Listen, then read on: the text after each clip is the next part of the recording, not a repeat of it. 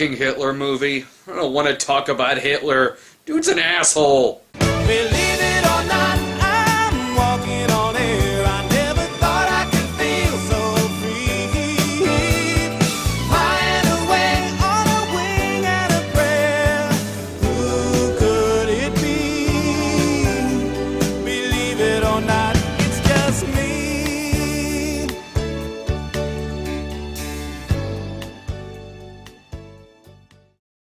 Ugh.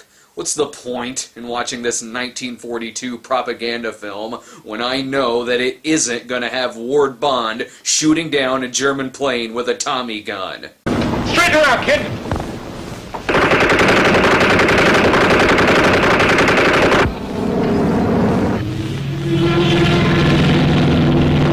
You can't top that! You just can't do it! But I suppose a slapstick comedy about Satan being sent to Earth to convince Hitler to do at least one good deed is worthy enough to try. What? You don't believe that a synopsis like that is comedy gold? Well, just look at the poster! See? It's an all-out laugh blitz! Get it?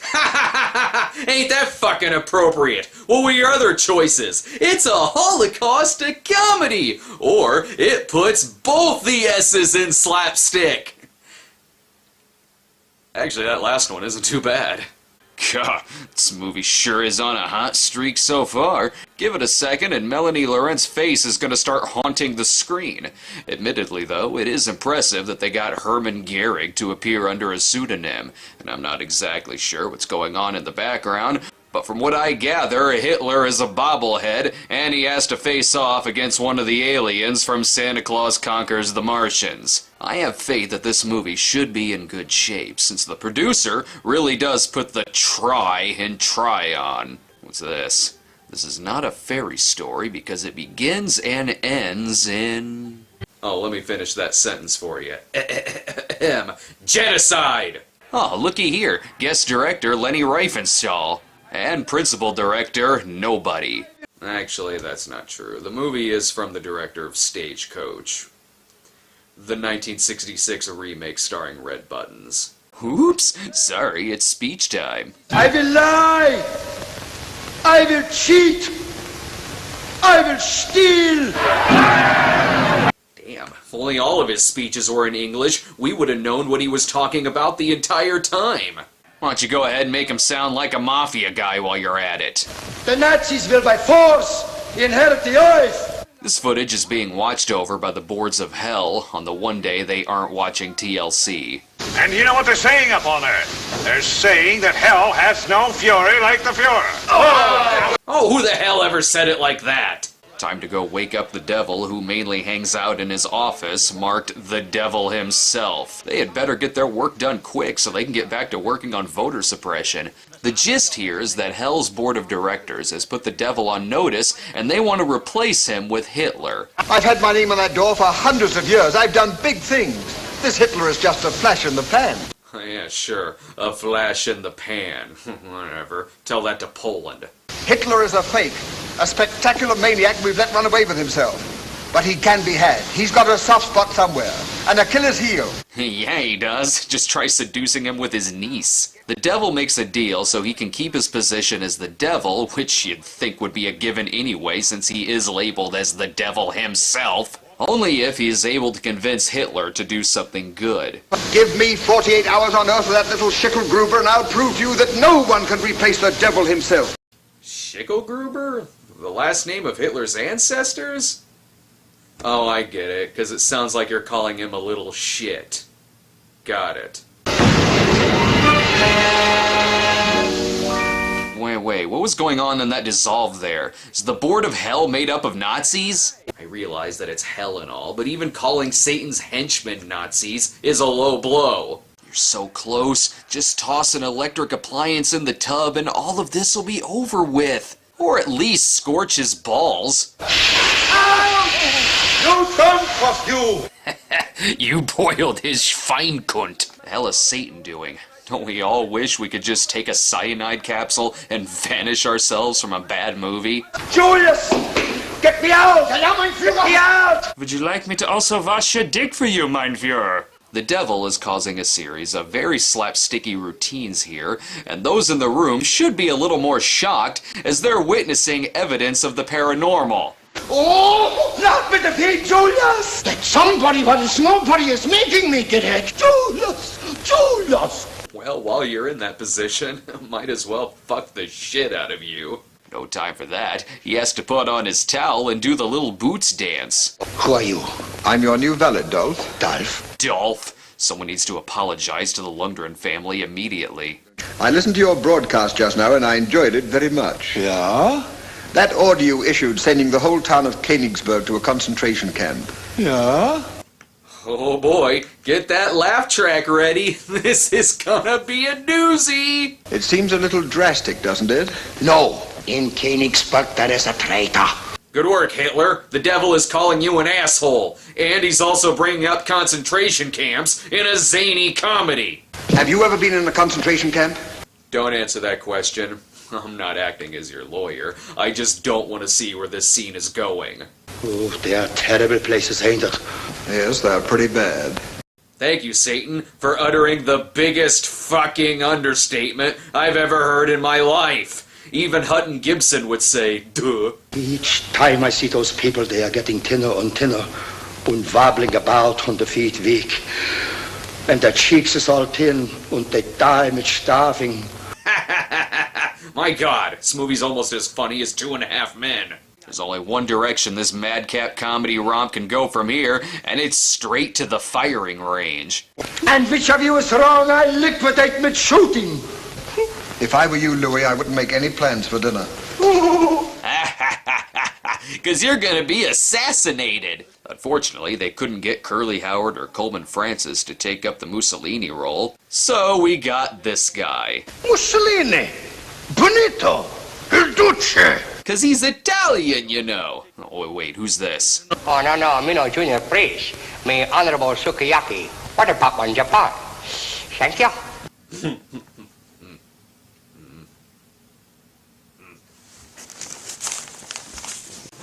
Don't you laugh. Don't you fucking laugh at this movie. The, Japanese guy here is named Sukiyaki. Makes sense. From Italy, they got Mussolini, and from Japan, they got a fantastic song by Q Sakimoto representing them. He even brought his little plane here to get Bugs Bunny out of Japan. I push lever. So, go like this. Only better.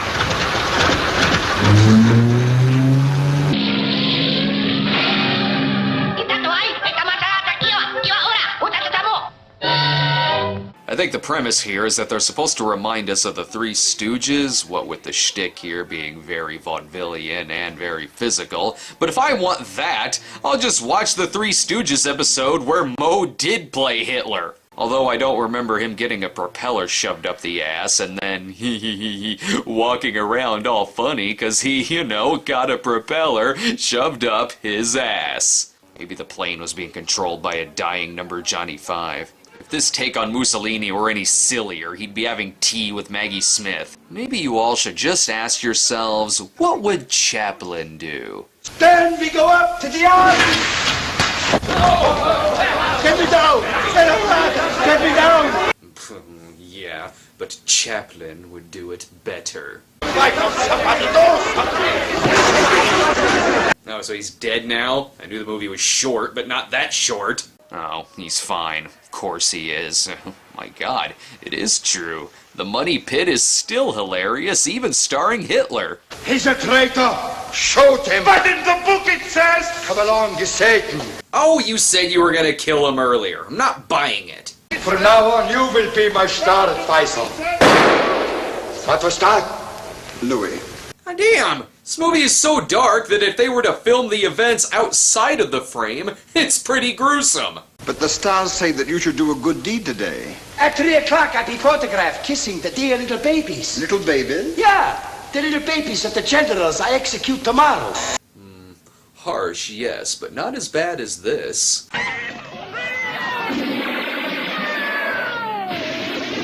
Oh, who's this guy? Does this movie really need a Zeppo Marx? A straight life policy at your age would cost exactly, no, just a minute, 1, 2, 3, 4. How old are you? I will never die. That's what you think. Shut up! No, you're gonna die. And like a pussy, too. I'm not just referring to Hitler's real-life death, but more so to the fact that Hitler in this film is portrayed by actor Bobby Watson. Don't remember the name? He's my fellow Springfield, Illinois resident who also played Hitler in Hitler Dead or Alive. And if that movie is canon, then his story should end like this. I don't want to die!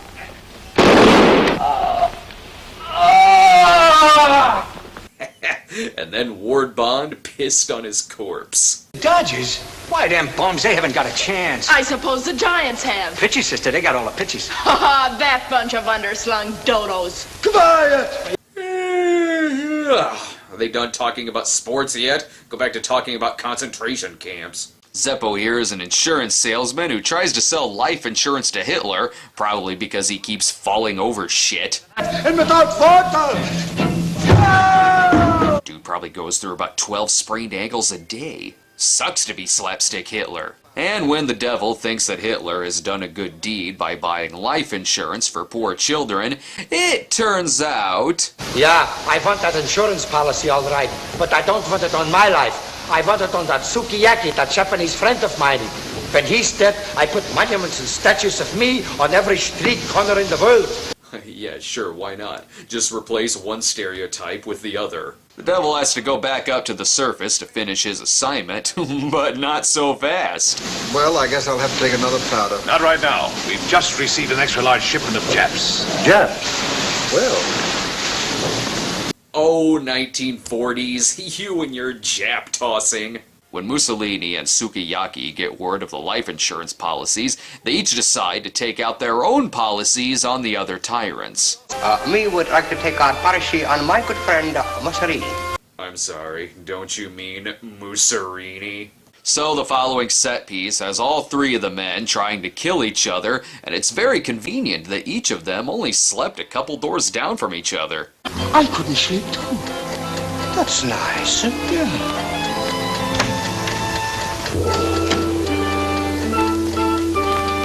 Never you mind that. The door just automatically makes that music every time Sukiyaki opens it. We three worried about we three. That's wonderful. Let's sleep together, then we don't worry so much, yeah? Hey, now we're talking. They're finally asking themselves, what would a 1970s Nazi-exploitation movie do? This is what I've always dreamed of. The Axis. Bedfellas. Just add a little defecation and some eye gouging, and this movie can really go the full sallow. They're all sleeping together to cover up the fact that they're trying to kill one another, as if the fucking ticking wouldn't give that away. She's getting kind of late. We better hurry up and get some sleep. Well, good night. Good night. You're all trying to blow yourselves up. Jesus.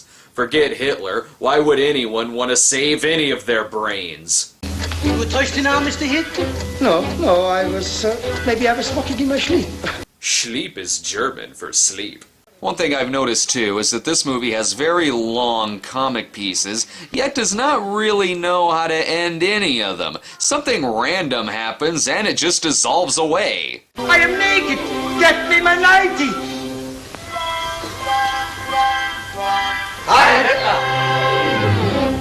Who the fuck were they? A little shtick winded the insurance salesman in jail, as you can see from this telegram, vetoing the dictator's insurance policies. Application for life insurance on Hitler, Mussolini, and that Jap character. Fucking really? You know he does have a name. It's Mr. Hero or something like that. Hello? I'm starting to get the feeling that Sukiyaki actor George Stone isn't really Japanese. But what do you expect in a world where you could just put on a Hitler mustache and people will instantly think you're the Fuhrer? Just like in those commercials where he tries selling us Hanes. Or in Hitler Dead or Alive where they shaved his mustache and boom, he was unrecognizable. The devil locks Hitler away, so maybe he can commit a good deed himself. Tell me, how do you think I look today? Very good, mein Führer. You don't think that I look like the devil?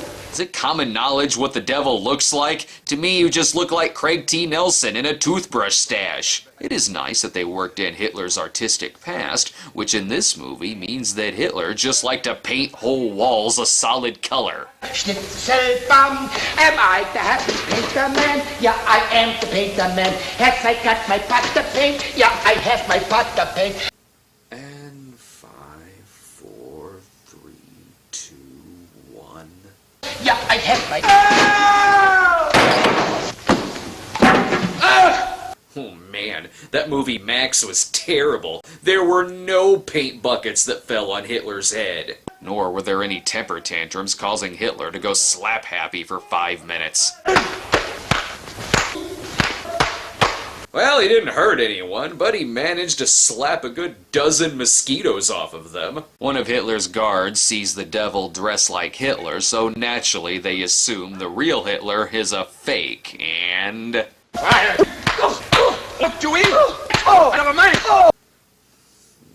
It's just not the same without Ward Bond doing it. I'm gonna give you a quick once-over, baby! Hitler is almost shot, but Sukiyaki and Mussolini give away that he's the real Hitler at the last minute. You think he's a lookalike of Mr. Heath? Uh-oh. Hitler face and not seem so stupid. That's all right. Oh, here, let me translate that for you. Sushi Kamikaze Fujiyama Nipponichi. I show you what I give you. It's not funny when you don't use a wrench. Can't Hitler do anything right? Hitler makes his way to the train station to stop our, heroes. Who are these two again? Fucking Gable and Lombard? Anyway, to stop them and the devil from getting away. Shoot me! Not me! So you leave that to Hitler himself. The devil almost gets away with the fake good Hitler deed, except this weird talking erector set recognizes that he's not actually Hitler. So he just sets off a bunch of bombs to get Hitler to let the life insurance salesman go. Hey, look at what he's got! Here! Oh, that's not the mine! Thank you so much! Hey, he's gonna blow up the whole place! Let me out of here! Me too! I can look out for me! Me too! Do I really have to say it? I don't want to make this reference. Alright. Some days you just can't get rid of a small explosive ball with a sparkling wick on it. Oh, the Japanese stereotype. You don't have to say any actual words for it to be racist. This scene definitely has it out for Hitler's ass. First, he gets it stuck in a bucket with the bomb. Then, to dodge the rockets, he keeps sitting on a flame. Why is that there in the first place? And after he lets the insurance salesman go, this happens. Open him up! Open him up! Hurry up! I guess the only way to get Hitler to commit a good deed was to apply direct firepower to his ass. Too bad this movie wasn't made after Hitler had died, because if Hitler did do one good deed in his life, he did kill Hitler. But according to this, he died of ass mutilation, while the other two survived. I guess when it comes to a bomb going off, as long as it doesn't hit you in the ass, you're fine. Hitler, however, is sent straight to hell. All this territory I demand in the name of the Reich! Very well, you asked for it. His head! Shall we give it to him? Yes, take him away, boys. Give him the work. They're gonna rape him. That's only the beginning, folks. Only the beginning. I'll take your word for it. Looks like the devil starts paddling him like he's the abominable snowman spanking Daffy Duck. Although, he is sort of right. The Devil with Hitler was one of Hal Roach's streamliners, as in a film that's longer than a short film, but not quite full length. These type of films usually averaged around 50 minutes in length, with The Devil with Hitler clocking in at 43. This movie, however, does have a second part to it, titled, The Nasty Nuisance? The Nasty Nuisance? The Nasty Nuisance? Well, that makes me really want to see the film. I can't even say the title right. And if there's one thing that came across my mind after watching The Devil with Hitler, it was, gee, I wonder where it goes from here. I used to be a painter.